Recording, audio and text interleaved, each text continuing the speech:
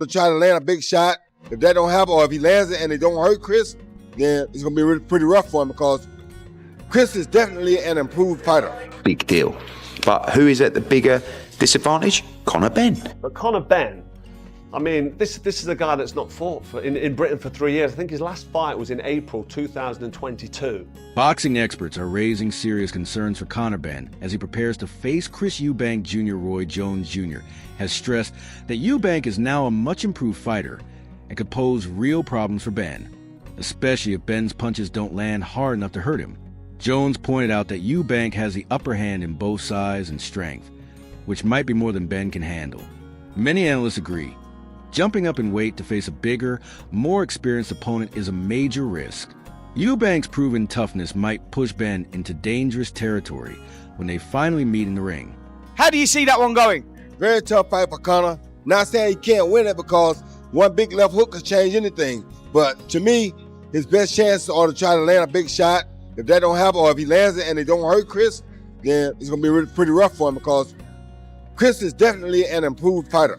You understand me? And like, even the stuff he's doing now, he's going to continue to get better. But I think when he came down there with me for that year, it improved his foundation.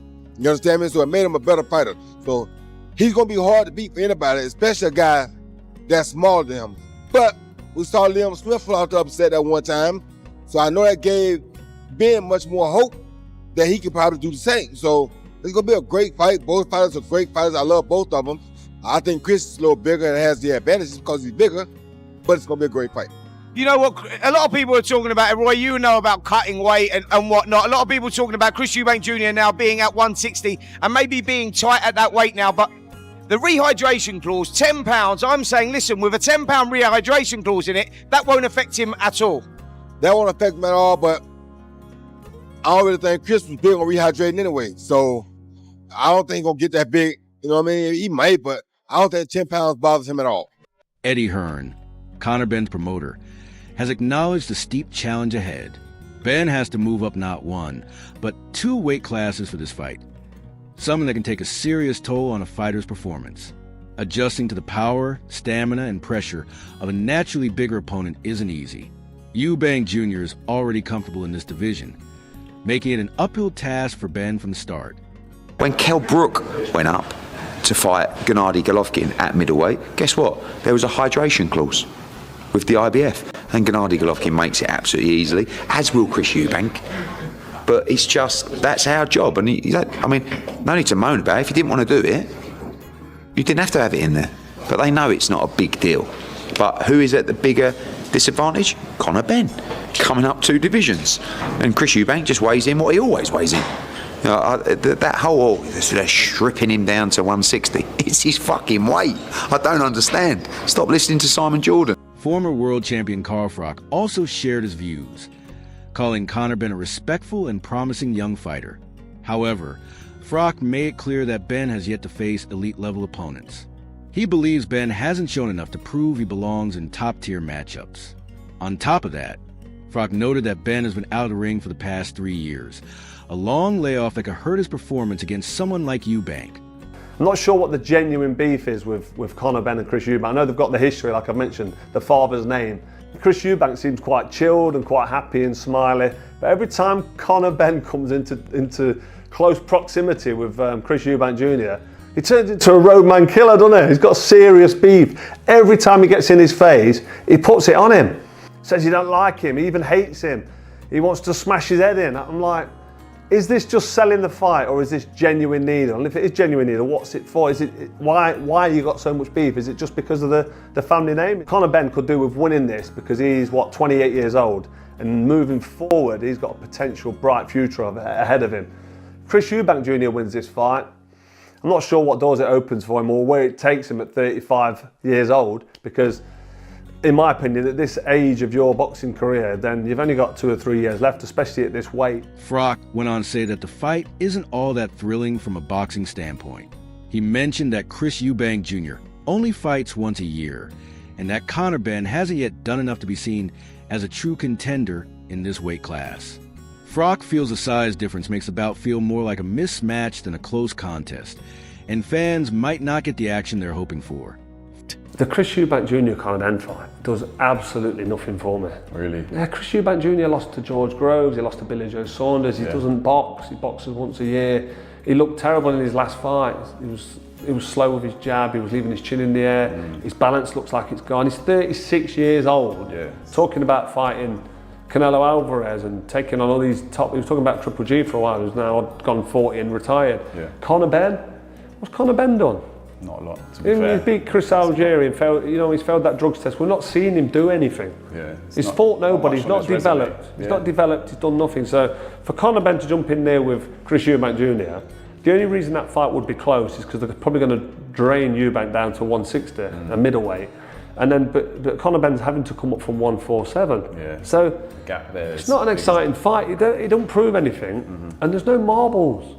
Respected boxing analyst Teddy Atlas spoke highly of Chris Eubank Jr.'s ability to stay composed under pressure. According to Atlas, when Eubank is mentally focused, he becomes a very dangerous fighter. With his skills, discipline, and experience, Atlas believes Eubank could be a real challenge for Benn. Having fought tougher opponents in the past, Eubank is seen as someone with a strong edge in this matchup. Interesting fight. You can make I like parts of each guy. I like the ability of Eubanks when he's right. When his focus is there, when he's right, to be able to do things in a boxing way on the outside. And I love Benn's style and his approach. I do, where, being aggressive in a responsible way, in a way a fighter should be, with paying attention to, doing it with defense, a responsibility of defense and, just proper way to engage somebody, but the consistent offense looking to, to engage. I think it's an interesting, and again, the thing that the flowers that come with it is the interest of the fans. Trainer Dave Coldwell also believed that Eubank holds several clear advantages, especially in size and experience. He's faced some of the sport's best and knows how to stay calm in high-pressure situations. His larger frame may allow him to take Benn's punches better and respond with more force, something Benn has yet to face. I just think that there's size advantages with Chris. There's experience at fighting at a higher level with Chris, but there's also a lot more wear and tear on Chris.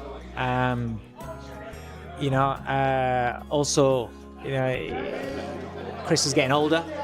Making 160 is getting harder, but just getting older is a fact.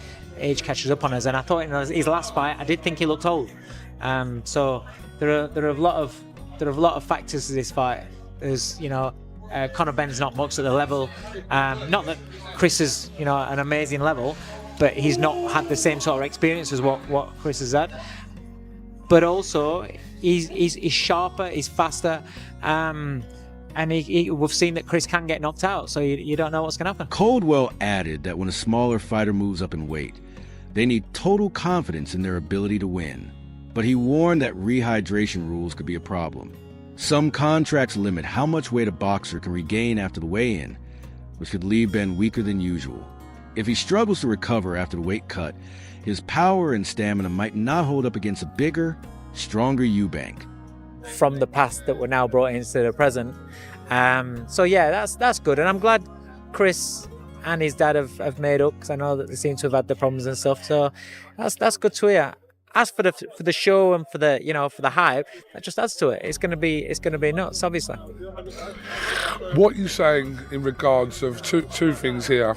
How much of that Conor Benn having to make up that weight where Eubank is, and also the rehydration, which kind of limits Eubank for the next day. What do you think about those situations?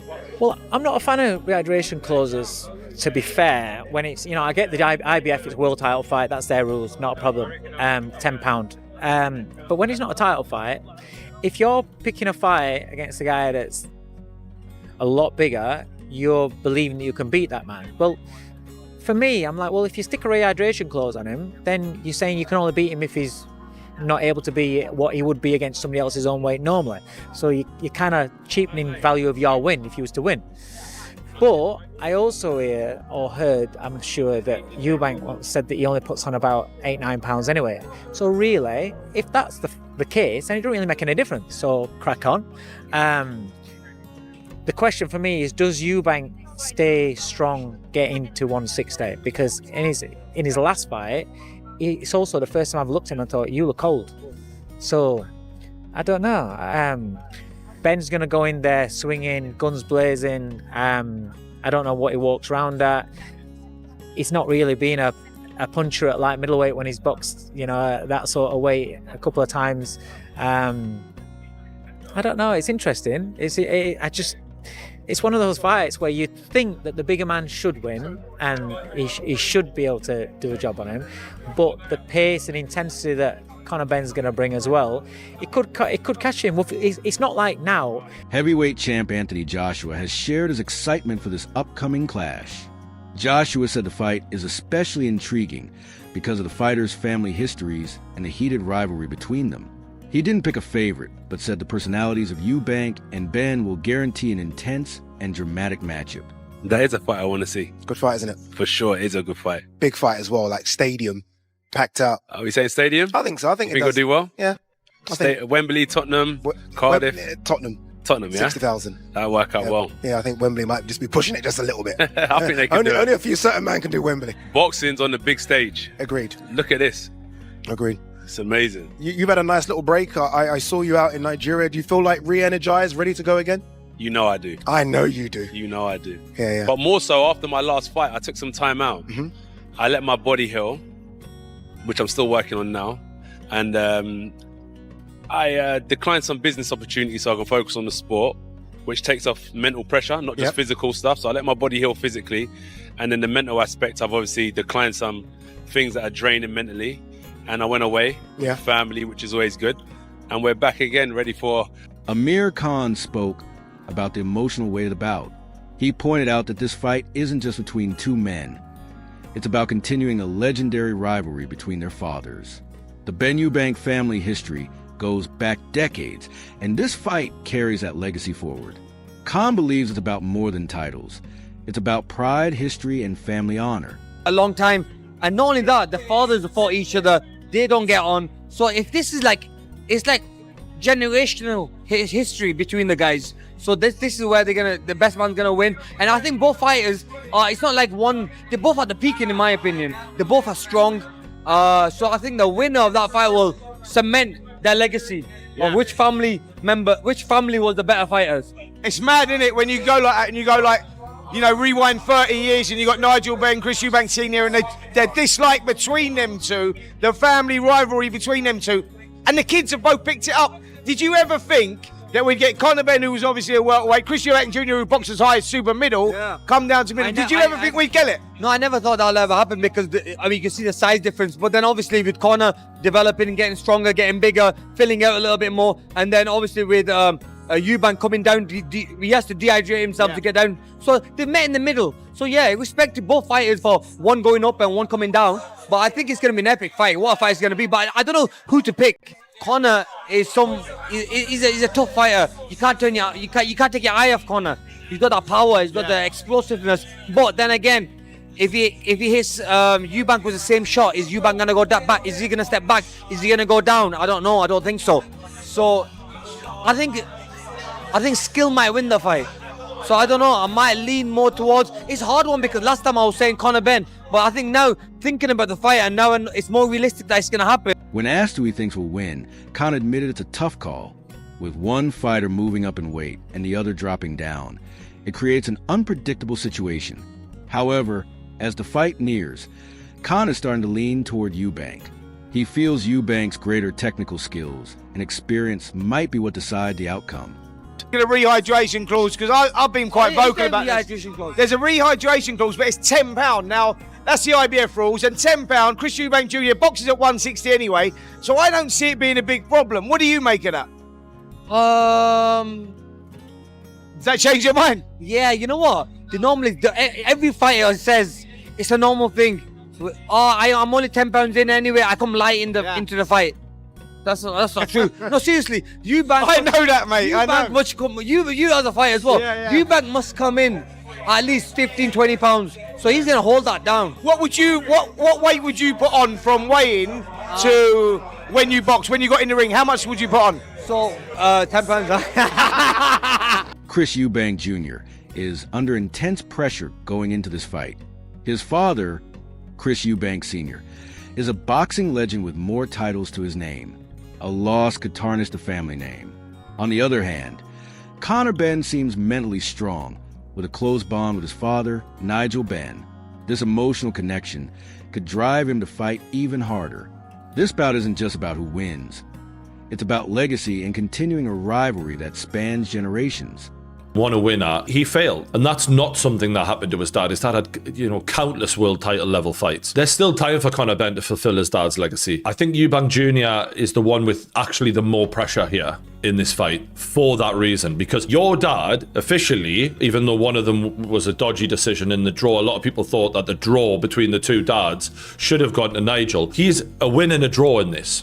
If you then go in that fight and lose, that's actually a bad mark on the Eubank name, and that now that Benn are at least level, if not in a lot of people's eyes, 2-1 winning. Whereas if Conor Benn loses, well, my dad lost before to a Eubank. It's not the end of the fucking world. There's more pressure on Eubank, yeah, and he's actually adding a lot of pressure on himself in the way he's talking, which I kind of admire. That wraps up today's breakdown. Stay tuned for more updates as we get closer to this highly anticipated showdown.